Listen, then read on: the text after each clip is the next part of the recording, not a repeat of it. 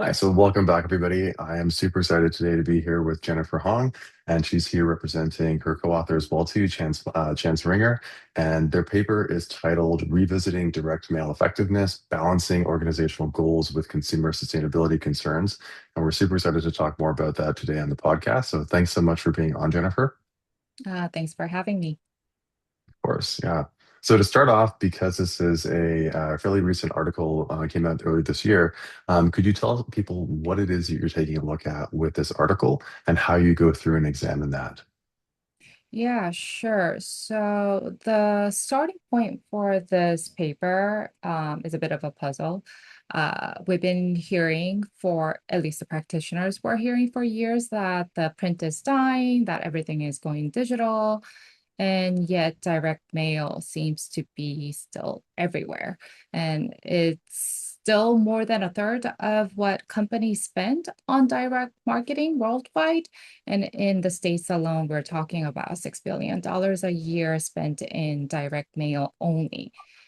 Now, then at the same time, direct mail has a real environmental cost.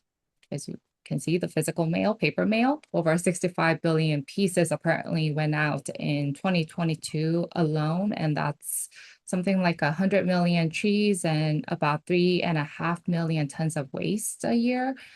And of those, only actually less than 40% gets recycled. So our research question was, as consumers get more environmentally conscious, does that change how they respond to a piece of promotional mail landing in their mailbox? And what we found is that the answer actually depended on who's sending it. So for nonprofits, direct mail still works, as is shown in 30 years of research on direct marketing. And direct mail still outperforms email at getting people to donate, to solicit the responses that the nonprofit organizations are intending to. But then for-profit companies, that advantage seemed to like completely disappear. And mail doesn't necessarily do better than its digital counterparts like email. And the reason is what we call it the perceived resource inefficiency. When a for-profit company sends you a glossy brochure, people think that it's wasteful. You're burning money and trees to sell something. But when a charity sends the same thing, people give them a pass, thinking that they're using the money, their marketing budget for a better cause. So that's how charities raise money, it's justified. So that's pretty much the gist of what we find in our research. I don't know if I answered all your questions. I think the main part was what the main findings Yeah, no, it's were. awesome, Yeah. and I think it's a great overview of the key thing that you're looking at here, and it's also really, I think, interesting as well too because it potentially turns upside down this $6 billion industry you're talking about, right? There's a lot of money, as you rightly point out, that goes into this, and if email is as equally effective for-profit companies, it calls into question a lot of things, right? So I'm sure people will be kind of curious, like, how did you look at this? How did you take a look and investigate to come up with these findings? Yeah. Yeah, so I would have to say that I'm not trying to question like that $6 billion industry. One caveat of our research is that we do hold that open rate, so opening the promotional mail or opening an email constant. So assuming that people have been exposed to these direct mail uh, material or promotional email, how do they respond to it? So it's more of a response rate conditional on the opening rate that we find the difference. So that was also the challenge in testing this in an online controlled experiment because one condition is obviously using physical mail, the other condition is more email, which is easier to test. And because I'm like a consumer behavior researcher, I'm more interested in the mechanism behind, in this case, the null effect that we are chasing. But the difficult part was how do we make people believe what they see in an online setting as physical mail? So that's where I got a lot of help from my co-author. Chance, he's a former student of mine, was wonderful at designing, and we were able to pre-test with the undergraduate subject pool to see that there's no difference in how people perceive physical mail in a physical form in person versus like online on a computer monitor. Mhm.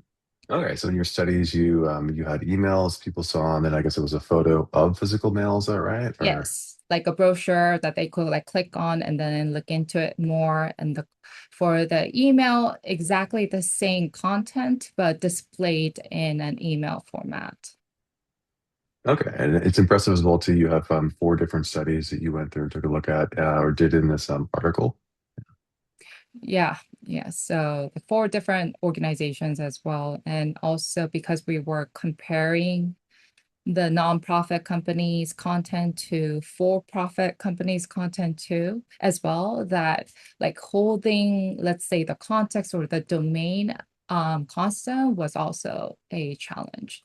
So for instance, what we had to do in the study was if we were interested in looking at food insecurity problems for a nonprofit, then we would have like a vignette for-profit that they are a for-profit subscription-based book company that sends out books this month related to food insecurity and famine. So Right, to try to keep it kind of matched. That must have been kind of tough to do as well. yeah, the to at least be close to be able to infer causality. Yeah. Yeah, that's fantastic. I love the fact that you have so many different studies. It really gives a lot of, strength to what it is that you're finding here. So let's talk next about what this means for advertisers. So the big sort of high level one is the one that you mentioned at the beginning, right? Is it seems like for-profit firms, it's equally effective to use email versus direct mail, whereas nonprofit firms, it suggests that there's more of an advantage for them to go through and use direct mail. Any other sort of extensions or implications that you want to point out that are key kind of for advertisers? Yeah, I mean, like you said, I think there are, broadly speaking, three practical takeaways, like echoing the effect itself. Like if you're a for-profit side, then this is essentially a cost argument with a new twist. Like we already knew that direct mail can cost up to 100 times more than email. And what we're adding is that you may also be paying a reputational cost that Mm, consumers are reading your channel choice as a signal about what the company values. So if you're weighing mail against digital, the calculation may not hold up. So the ROI may not be worth it. But again, we don't measure the open rate. So I want to be cautious about that. But then if you're working with nonprofits, the good news is that direct mail still works. Don't have to abandon physical mail just yet. It signals trust, it carries emotional appeal as well that still persists, and the physical tangibility of it might also speak to the importance or the severity of the cause that they are pushing for. So I think for nonprofit organizations, they can continue to optimize and use direct mail as a promotional material. But then in our study, in one of the four studies that we have, we do find that this is not the case for all nonprofits. If you are a nonprofit, let's say fighting for sustainability, and then you send out physical mail, it can backfire and then can be as not as effective as how for-profits are experiencing because it goes against your cause. The use of the channel, it goes against with their broader cause. So yeah, I that would makes say that, sense, right? yeah. Yeah. Yeah, I'm so curious now as well too. I want to look up and see if I can find later. You might know, I don't know the open rates, but the difference between email and direct mail. I'm guessing, direct mail you get more sort of just exposure on the outside if it's like a flyer or something, but it might vary for letters and things. But I'm sure you know Yeah. much more. Yeah. The open rate is higher for physical mail, and I think that is why we continue using physical mail and investing in like direct mail. But then people are opening mail for so many reasons, right? Like the reason why I got inspired by this project was that I was receiving so many promotional mail in my mailbox, and just to recycle and then get rid of the part that says my name and address, my personal information on it, I had to open the mail. And then while I was opening, I got frustrated, irritated by how much waste it was coming out from. So opening the material, being aware of the sender, they do not necessarily translate to how you're going to respond Mm. to the mail that you receive. So that's the part that we were interested in. Like, given that you opened it, are you going to respond positively, negatively, or not at all? Yeah, no, that's very interesting. Yeah, and I like the fact that it's rooted in your own experience as well too. That's quite cool. Yeah. Yeah, I thought So it you've would be mentioned a like, little. sorry, Sorry, go go ahead. ahead. Yeah. Yeah. No. No, I Well, thought initially when we were testing this, I thought the effect would be pretty much similar across different organization types. But it was interesting to find that for nonprofits, the effect still very persisted. And for profit, it was mainly where the movement was coming about, that like perception of the efficiency of the use of the marketing resource. yeah, it's interesting because I definitely there's a I forget the name of it. It's one of the expensive like furniture companies, and they always send these like huge, thick, expensive like catalogs to me, and I've not never bought anything from them, and it just makes me think like this company must be wasting so much money on this, right? It sort of turns me off, right? So it's similar to the mechanism that you've got there. Yeah, Yeah.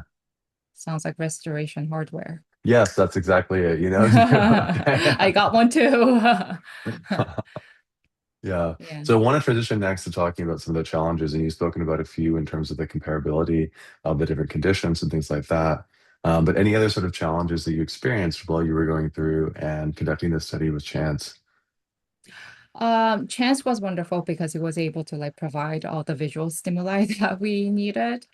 And the challenges besides like people perceiving the physical mail as similarly as they would in real life, that already mentioned. I guess one other challenge that we had was that the effect that we were chasing um wasn't really hypothesized in the beginning. So we were actually looking at the data and let the data tell us what was going on. So that was fun. And this is more on the technical side because um usually when we test what is driving the process, then that driver, the mediator, should perfectly lay out with the dependent variable, what we are measuring in our case, like consumers' willingness to donate or pay for the product that has been promoted. Um, but because we were essentially predicting a null effect, meaning trying to reduce the effectiveness of direct mail for some organization, in this case, for profit, that the what we call it the mediator didn't pan out exactly, but when you put it into the full model, it did work statistically significantly. So that was a technical part. Maybe I went into it too hard, too deep, but yeah. No, it's okay. Yeah. So you had like the partial mediation as opposed to full mediation. Is that right? Or It's not necessarily that. It was that the mediator worked to turn off the effect that is robust. So, what would be the baseline would be how direct mail is outperforms email in the nonprofit condition. And then that is pretty robust and given how much research has been done. And what our mediator, the perceived resource efficiency, was doing was that it was reducing that effectiveness. So almost in the DV, it's like a null effect, oh, but cool. in the Okay. mediator, you see the difference. Huh. So when you put everything into moderated mediation model, like it is still very statistically statistically significant. So I thought that was very interesting from like empirical standpoint. That is cool. Yeah. Yeah. Awesome. So speaking of like next, what next, right? Where could we go in terms of research on this? I think there's a lot of money going into this, a lot of research into ad effectiveness, and this is kind of an underexplored area, I think, in some ways. So what are some other avenues people might explore? Uh, I'll be honest with this one. I think I was honest this whole time, but I mean, direct mail was a fun thing to study. I'm glad we did it, but like the given the difficulties I just described, like having to have a physical mail and and if I were to test the open rate and having to conduct a field study, I don't think that is necessarily the route that I want to keep going down. But what genuinely stayed with me is the underlying finding, which isn't really about mail at all. It's about consumers' differing judgment of the use of resources, how that depended on whether it's a nonprofit or a for-profit. So Hmm. same behavior, same waste, totally different verdict. One gets a pass and one doesn't.